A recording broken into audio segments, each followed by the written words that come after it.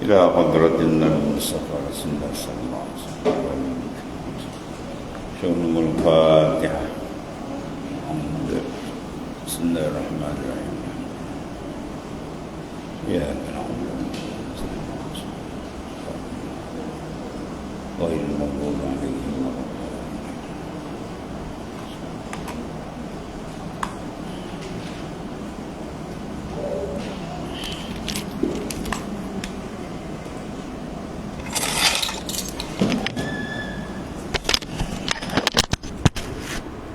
بسم الله الرحمن الرحيم. قال معلم صلى الله عليه وسلم. Asas yang ke-10 itu, bahawa jikalau sukarlah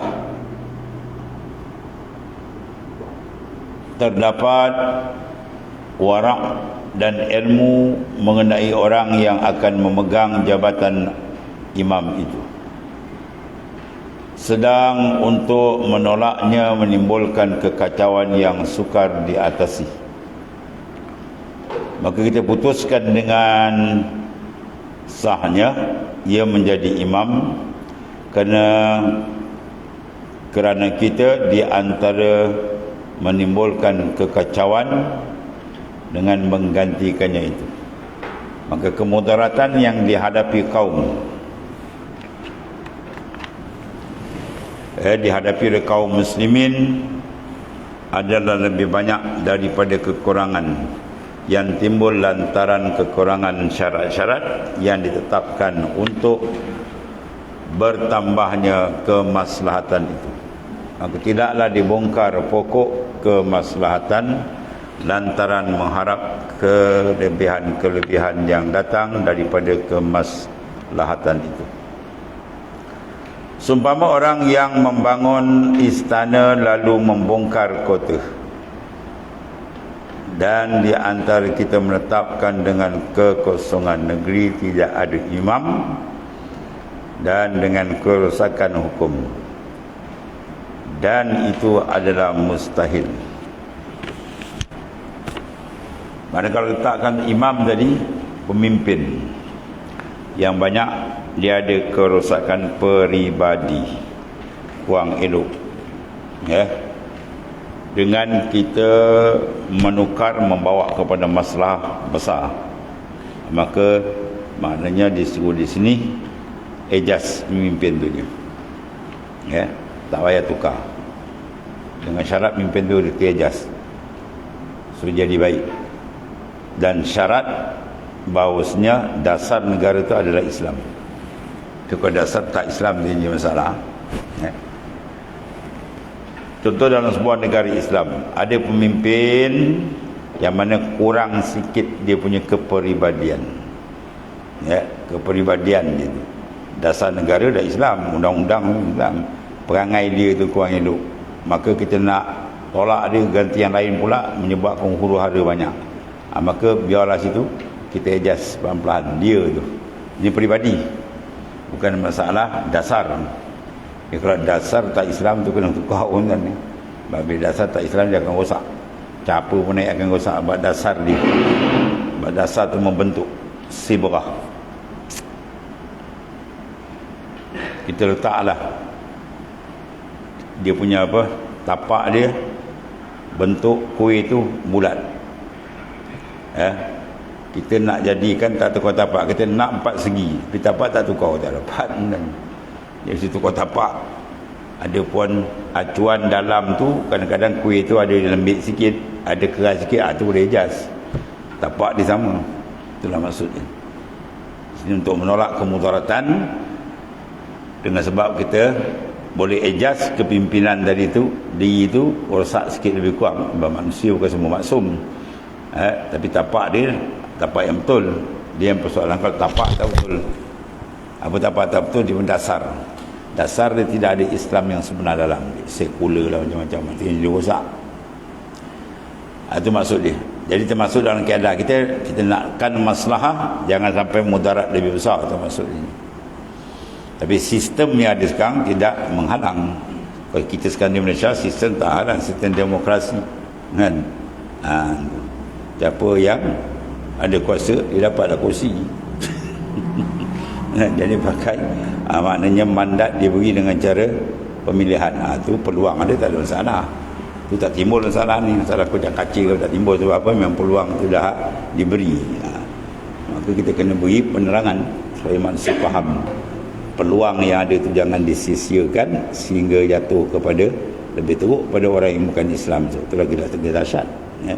Biar-biarlah mahabir kau sikit-sikit. Dia menjadi masalah besar bila umat Islam berpecah, tu masalah. Orang Melayu berpecah je habis, ya. Bila dah berpecah banyak kelompok, semua kelompok ada kepala kan, ya. Semua ni nak jadi kepala. Saya payah nak satu, bila satu kan dia nak jadi kepala, dia nak kepala.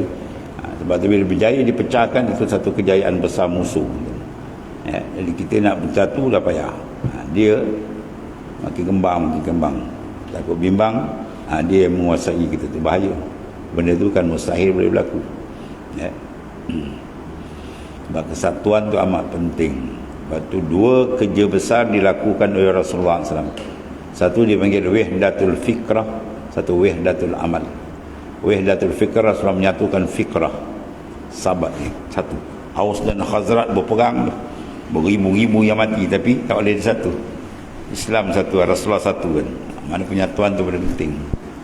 Dia bersatu kuat, musuh tak ada ruang untuk mengalahkan umat Islam bila umat Islam tu bersatu. Tapi umat Islam kalau pecah je, itu peluang besar, bahaya. Sebab tu kena gerakkan menyatu padukan balik ke nadu.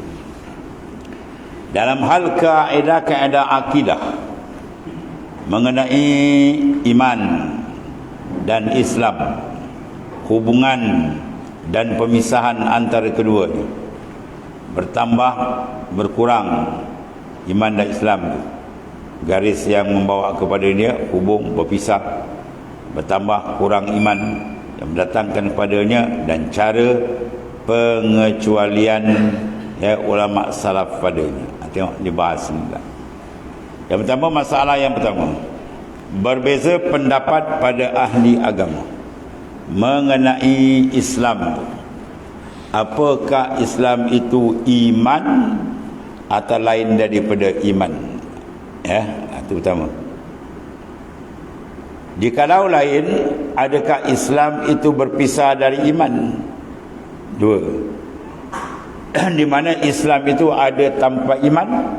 Boleh atau tidak?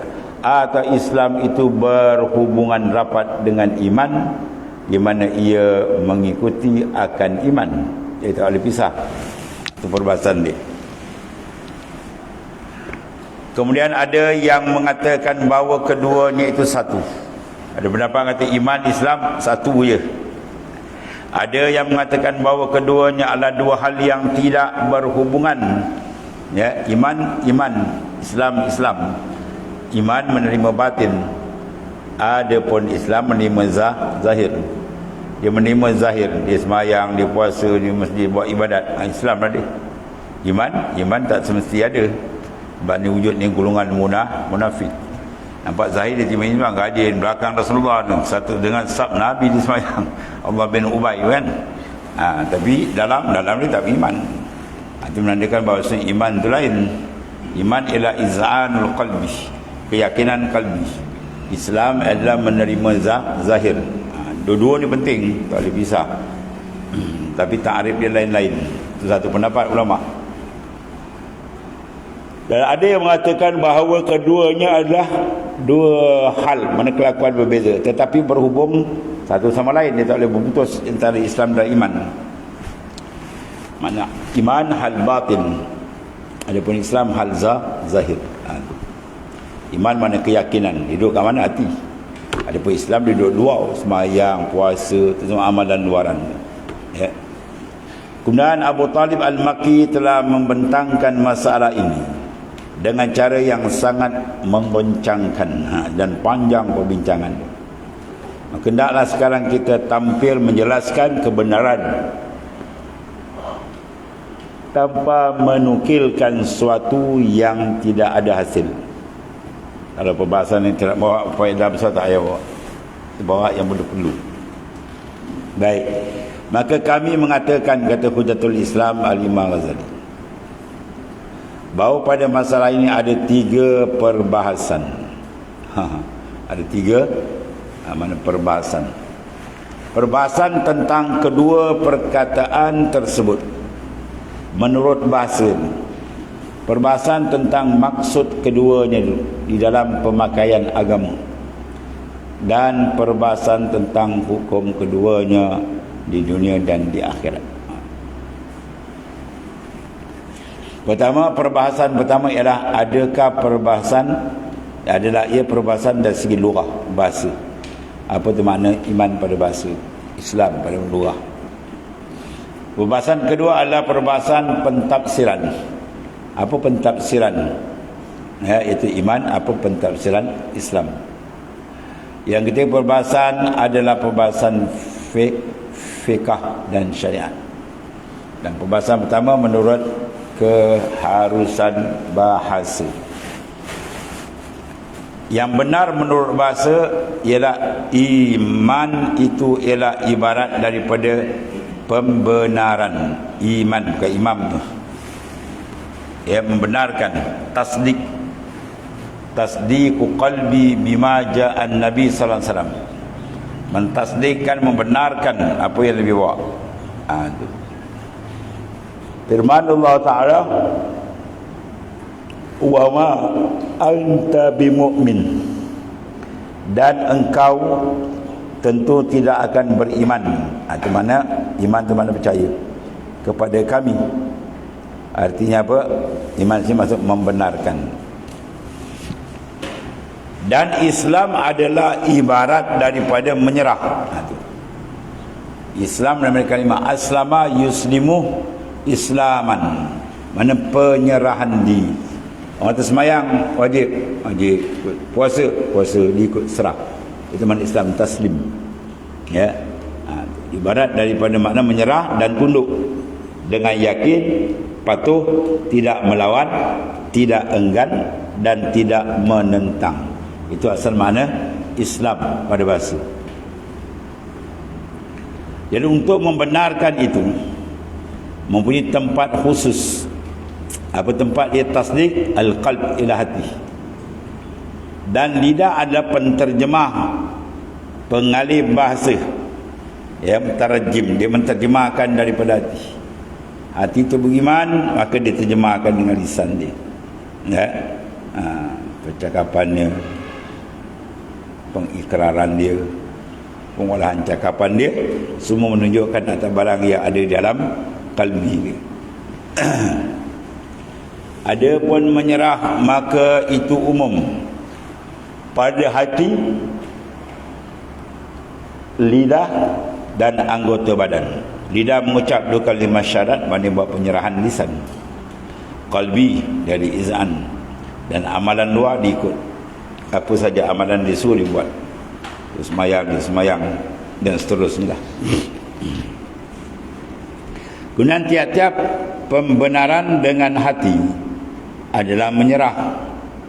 Bila dia benar, maknanya dia menyerahkan kalbi dia untuk menerima, mengakui, meyakini, tanpa enggan dan ingkar. Begitu pula pengakuan dengan lidah. Bila pula taat dan tunduk, ya, begitu juga pula dia taat, dia tunduk dengan anggota badan. Pada zahir nampak diikut. Itu dia panggil penyerahan dengan makna Islam.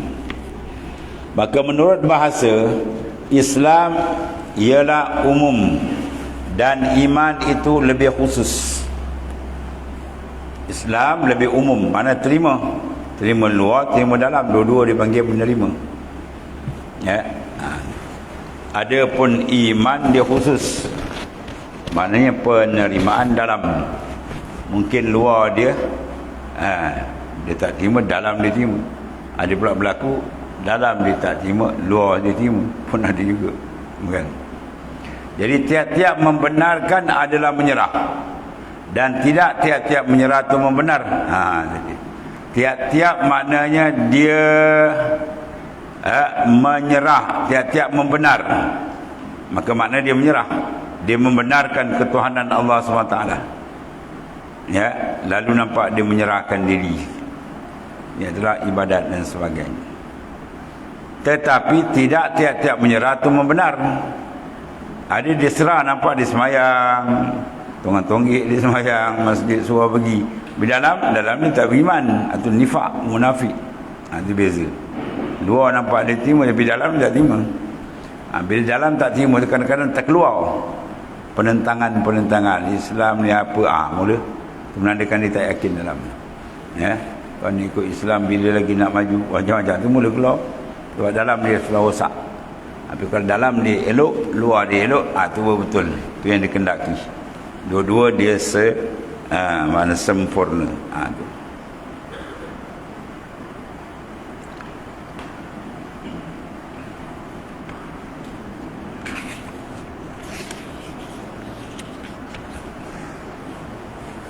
Kemudian perbahasan kedua tentang pemakaian agama. Lapas ad-din, Islam, agama. Yang benar ialah bahawa agama itu tampil memakai kedua-dua dalam satu pengertian yang beriring-iringan. Mana sejajar dua. Iman dengan Islam dua-dua kena ada siri yang boleh jadi. Dan telah tampil pula di dalam pengertian yang berlainan, tapi pengertian lain-lain. Dan dalam pengertian yang masuk satu pada yang lain pun ada juga. Ya, macam tadilah ada umum, ada khusus. Ada pun yang umum dia tak masuk pada khusus, ada khusus dia masuk pada umum. Ada pun dalam satu pengertian dipanggil at-taraduf. Ya, maka tersebut dalam firman Allah Ta'ala.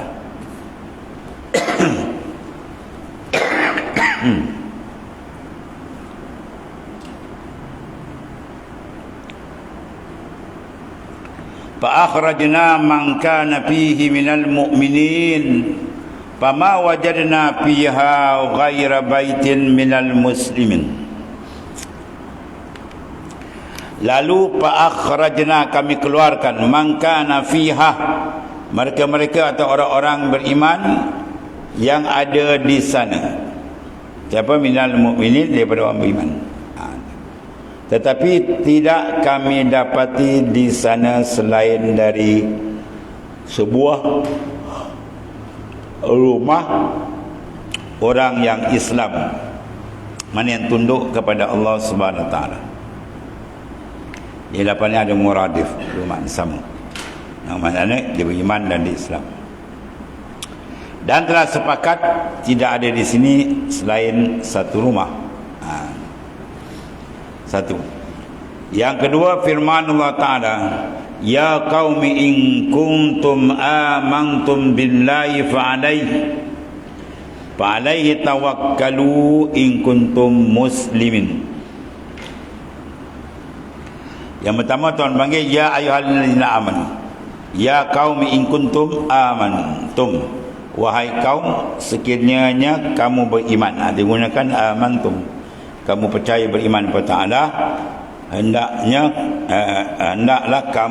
hendaklah kepadanya, fa'alaihi, maka wajib atas kamu, alaihi, atas Allah Ta'ala tadi, tawakkalu, kamu mempercayai, mana berpegang, tawakal, menyerah diri.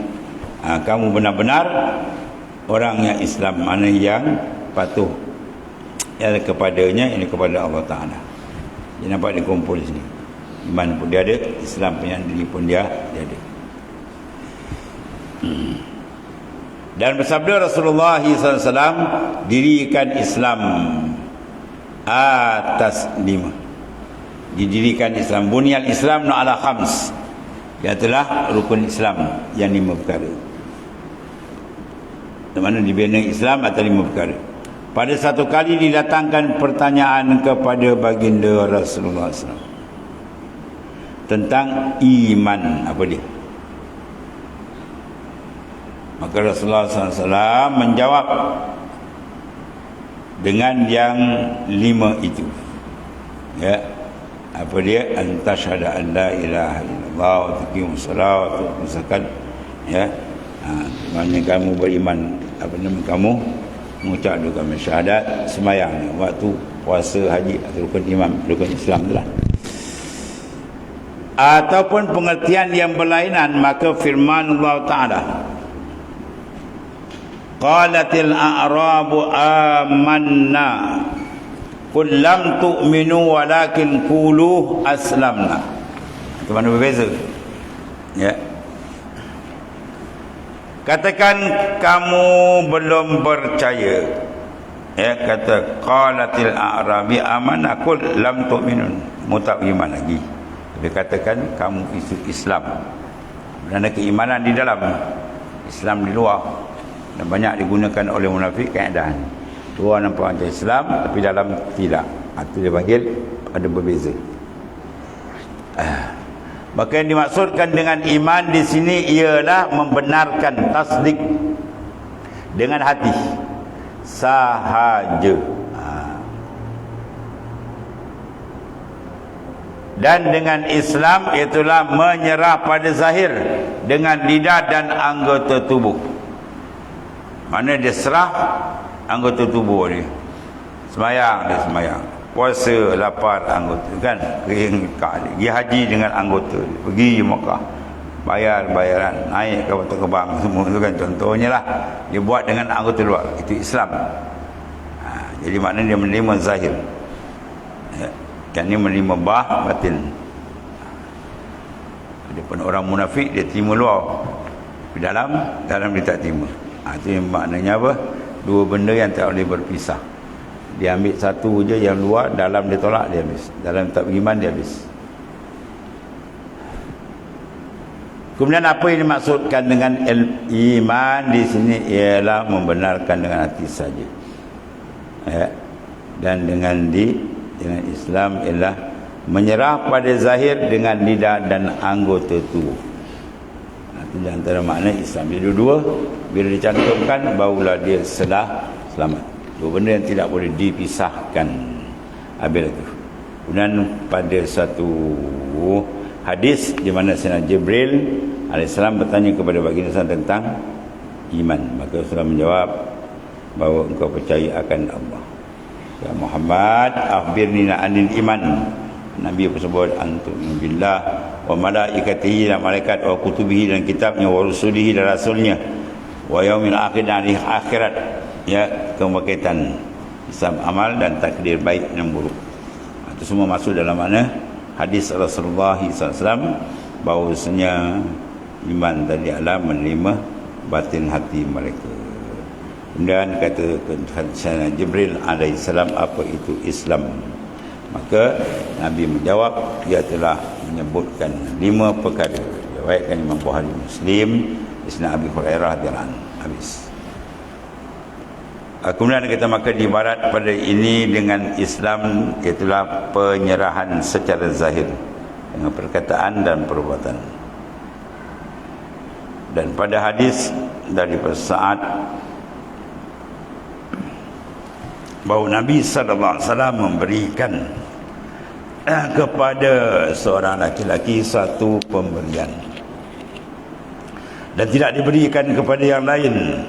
Lalu bertanya Sa'ad kepada baginda SAW, ya Rasulullah, engkau tinggalkan si anu, tidak engkau berikan, padahal dia seorang yang beriman, mana yang mukmin. Maka menjawab Rasulullah SAW, atau seorang Islam, mana muslimin. Dan Sa'ad mengulangi lagi pertanyaan, dan Nabi SAW pun mengulangi lagi jawapan demikian ini. Diriwayatkan daripada Imam Bukhari dan Muslim. Bahawasanya apa? Dua benda tu ada dua pentafsiran, dua makna.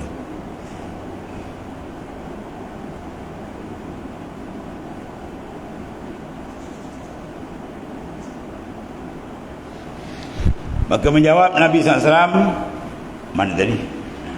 Ataupun yang masuk satu kepada lain. Dia panggil at-tadakhul. Masuk juga apa yang diriwayatkan oleh Nabi SAW. Dia tanyakan amalan apakah yang paling utama? Nabi menjawab ialah Islam, ya.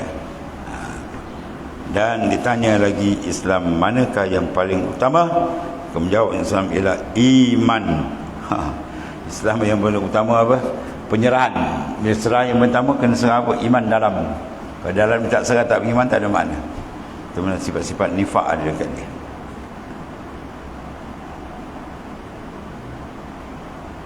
Habis. Diriwayatkan Imam Ahmad, Tabarani dan Ammar bin Anbasah dengan isnad yang sahih.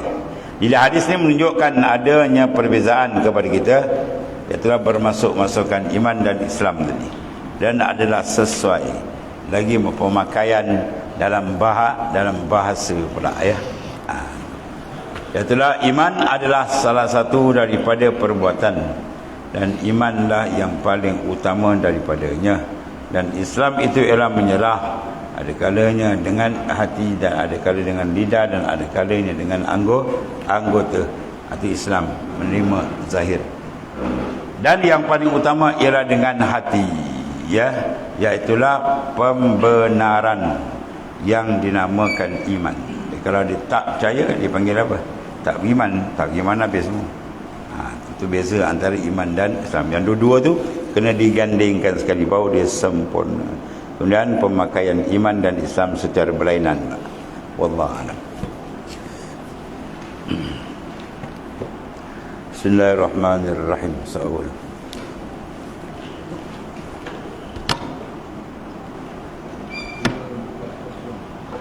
Dua 40.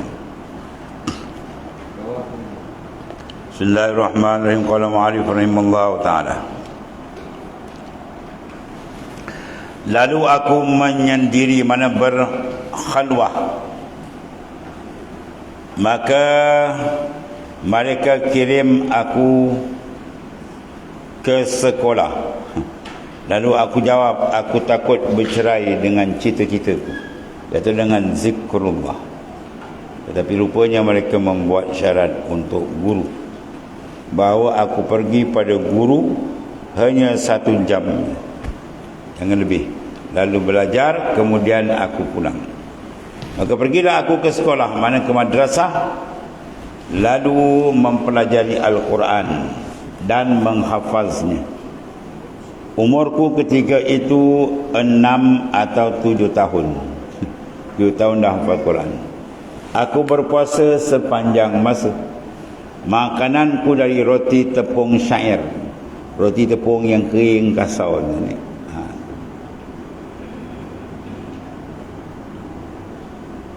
Allah.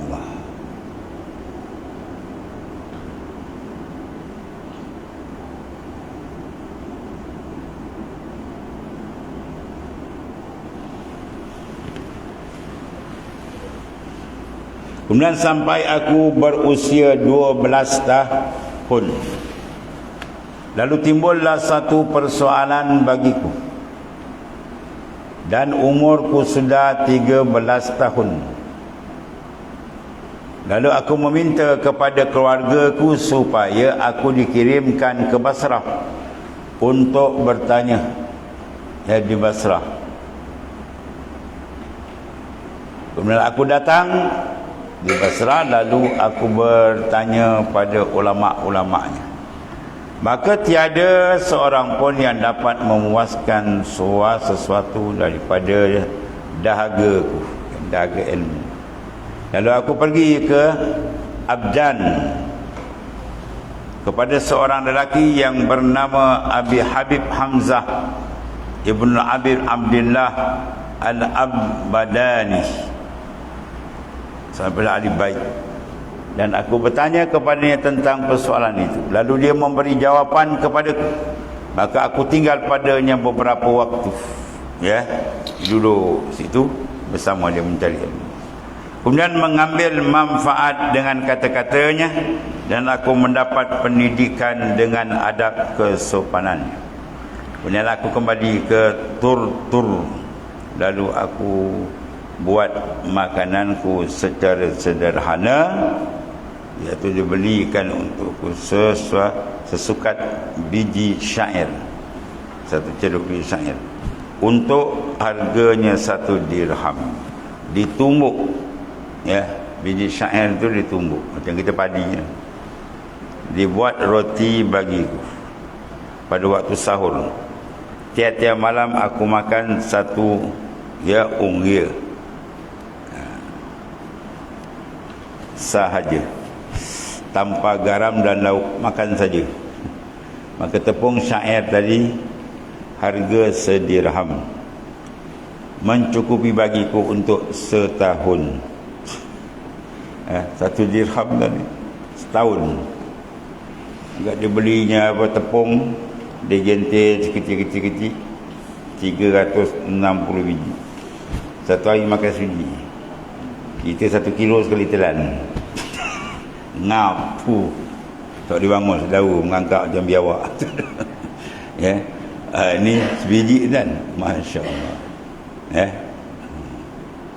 Kalau macam ni cara semua buat ni, tak terjejas ekonomi negara. Ya, aman kita ada orang cekak kan. Ini yang banyak ni, pelahap yang banyak yang rosakkan muka bumi ni. Si pelahap-pelahap banyak. Lahara tak cukup, tamak. Tak cukup lagi menipu macam-macam. Kemudian aku berazam menahan lapar 3 malam. Masya Allah. Dia puasa hari-hari, kan dia tahan pula lapar 3 malam.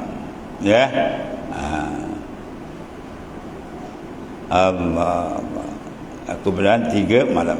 Kemudian aku berbuka pada 1 malam. Kemudian aku tahan 5 malam. Kemudian 7. Kemudian 25 malam. Masya Allah. Dahsyat ni. Itu hebat orang dulu. Dia semua proses riyadhah, berobat. Kemudian berada demikian selama 20 tahun. Keadaan begitu 20 tahun. Masya Allah. Ya. Kemudian aku pergi mengembara ke bumi bertahun-tahun. Kemudian aku kembali kepada Tustur. Kemudian aku bangun malam seluruhnya, setiap malam. Masya Allah. Kemudian Ahmad berkata, aku saja melihat dia makan garam, ya, sampai dia meninggal. Dia lauk dia orang garam. Kita kalau lauk garam, kita apa lauk ni? Bagi dia itu benda sedap. Itu pun dia tak ambil. Dia ambil sekadar saja. Ya, mengambil terlalu sederhana. Allah. Ada satu tempat suluk tu, dia kalau buat makan kan macam tadilah, tapi dia goyang apa, jemput-jemput tu besar sikit, macam bola besar tu. Satu hari makan sebiji tu, pandai-pandai nak goyang jalan. Ya. Ini lauk tu lauk. Wah, siap ada tambah lagi. Kalau suluk tu nama jadi solok. Nanti kita buat sekali, ya. Kan? Kita goyang satu hari makan sebiji, dia berjemput tu. Kita kelip dia. Ya, cukup tak cukup makan. Baru dia mana ada peningkatan tadi. Yang ada bila unsur jasmani kita kurangkan, unsur rohani dia akan naik. Kalau kita layan unsur jasmani kita naikkan, unsur rohani pula akan turun. Di keadaan itu. Allah. Dalam penjelasan syarat-syarat kemahuan, mukaddimah, mujahadah dan beransur-ansur dipanggil tadrij. Seorang murid menjalani jalan latihan dia dalam bersuluk. Ketahui bahawa dia kata, barang siapa menyaksikan akhirat dengan hati, pada Allah Ta'ala kalau dah buka kalbi seorang tu, nampak akhirat terang. La ra'aital akhirah akraba min. Dia rasa akhirat di depan dia dekat. Ya. Nasai dengan mudah ia berkemahuan usaha ke akhirat dan rindu kepada akhirat dan menempuh jalan-jalan akhirat, memandang hina kepada kenikmatan dan kelazatan dunia. Mana dia lazat dapat tarikan akhirat, dunia apa tak mana dia jeling. Ya, dia tak menumpukan, mana ambil dunia sekadar perlu. Inilah sikap orang-orang yang telah dibersihkan kalbi dia, maka layaklah dia mendapat pancaran-pancaran nur daripada Allah. Kerana orang yang ada padanya manik-manik lalu melihat mutiara yang berharga. Nah, saya tidak lagi ia mempunyai keinginan pada manik-manik. Ya. Orang yang ada padanya manik plastik tu kan, lalu melihat mutiara yang berharga. Oh, dia tengok ada permata membiaga. Wah, manik dia beli apa satu? RM1, RM2, susun yang banyak. Tapi mutiara sebiji tu harga dia 500-600 ribu misalnya, kan? Tentu dia akan fokus kepada mutiara, mutiara mahal. Begitulah banding dunia dengan akhirat. Yang lebih alasan ni. Wal akhiratu khairun wa abqa. Akhirat khairun, lebih baik. Tak payah nak pergi fikir lagi, tak payah nak buat kajian ni. Ya, Quran ada terpampang. Wal akhiratu khairun wa abqa. Dan akhirat lebih baik. Satu, lebih kekal lah. Nikmat hebat di sana. Maka kalau dia faham begitu, sudah tentulah hati manusia akan memberi tumpuan pada benda yang hebat. Tapi kerana mereka tak kenal, tak mendekati Al-Quran, hadis Rasulullah SAW dan kupasan ulama, maka hati dia dimasukkan dengan kegelapan kekhayalan, kegelapan kealfaan, kelalaian dan sebagainya. Akhirnya jauh. Akhirnya dia nampak apa? Manik. Bukan dia ambil permata. Dan bila dia kenal begitu, saya keinginan dia akan tumpu kepada apa? Permata itulah, bukan manik. Dan kuatlah kemahuannya menuju manik-manik tersebut untuk membeli mutiara. Akhirnya dia akan cari mutiara. Itu kalau kita nisbahkan, nisbah apa? Kehaibatan, kenikmatan yang ada pada dua tempat. Kalau nisbah dalam perjalanan punya ujian pula, ulama buat misal dengan dua mudarat.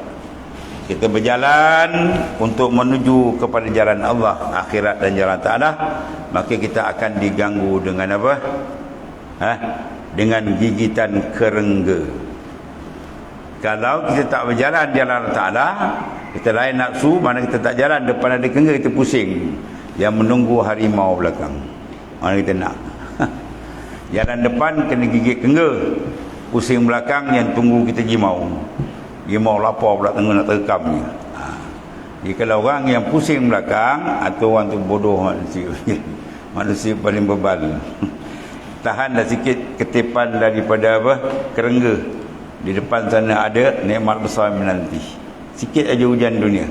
Kalau dia layankan nafsu, tak nak kena gigit, dia pusing belakang, tunggu gimau tu. Mana kalau dia gigil, dia tak nak tahan sikit ujian untuk dia menterjemahkan keabdian dia pada Ta'ala yang membawa jaminan syurga di sana. Dia tak nak, dia pusing, tunggu neraka tunggu. Ya. Dia tak nak kena gigit sikit, dia tunggu yang belakang gimau. Apa yang gimau tunggu tu, neraka lebih besar daripada kesusahan sementara di dunia ni. Kata dunia memang kita diuji Ta'ala. Ya, ahsiban nas ayyutraku ayyakulu amanna wa hum la yuftanun. Apakah manusia menyangka cukup dia kata dia beriman, sedangkan dia belum diuji dan dicoba. Walaqad fatanna alladzina min qablihim. Semua telah menguji orang-orang yang terdahulu. Ya, fala ya'lamanallahu allazina sadaqu wa la ya'lamannal kadzibin. Maka nyatalah di ilmu Tuhan nampak mana orang yang betul dalam iman dan mana yang bohong atau sebalik. Jadi makna ujian tu memberi kemantapan. Sebab tu bila kita kena uji, tak apa kita rasa ini gigit semut ajalah. Kan? Jangan kita pusing gimau belakang tunggu. Mana kita menuju jalan syurga tu mesti ada ujian, tapi nak dibandingkan ujian dengan azab yang besar di akhirat lebih dahsyat. Jadi maksudnya apa? Tahan sedikit sementara. Insya-Allah dia akan dapat kejayaan besar di sana besok. Itu di antara penimbang yang diberikan oleh ulama pada kita. Dan semua qal wallahu a'lam. Bismillahirrahmanirrahim. Alhamdulillah. Sayyidina Muhammad. Alhamdulillah.